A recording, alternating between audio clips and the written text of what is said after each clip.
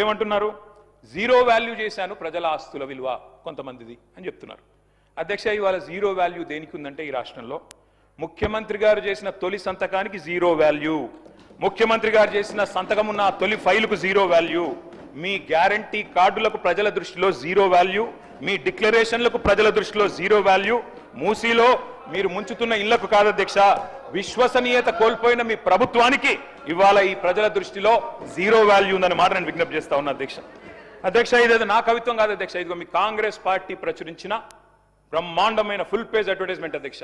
6 గ్యారంటీల మీద ఏం చెప్పారు అధ్యక్ష? ఇందులో నేను చదివినిపిస్తా అధ్యక్ష.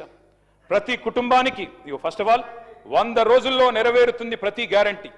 100 రోజుల్లోనే అధ్యక్ష.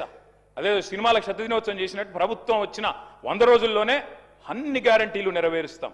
ఇంకోటి చెప్పారు అధ్యక్ష, ఇందులో గంభీరమైన మాట. కాంగ్రెస్ గ్యారంటీలతో అందే ప్రయోజనాల విలువ 2,50,000 ప్రతి సంవత్సరం ప్రతి కుటుంబానికి. మరి 2.5 ఏళ్ళైంది అధ్యక్ష. ఒక్క కుటుంబం చూపెడతారా ఈ రాష్ట్రంలో? 2.5 లక్షలు అందుకున్న ఒక్క కుటుంబాన్ని చూపెట్టే సత్తా ఈ ప్రభుత్వానికి ఉందా అధ్యక్ష? ఇది మీ ప్రకటన, నాది కాదు. మీ పార్టీ ఆ రోజు ఇచ్చిన ప్రకటన 2,50,000 రూపాయలు ప్రతి సంవత్సరం ప్రతి కుటుంబానికి అని మీరిచ్చిన మాటకు విలువ ఉందా? అందుకే అంటా ఉన్నా అధ్యక్ష. అని మరి 2.5 లక్షలు అంటే 2.5 ఏళ్ళకి ఈ పార్టీకి 6 లక్షల పైసలకు రావాలి. కనీసం 2.5 వచ్చిందని నేను అడుగుతా ఉన్నా అధ్యక్ష.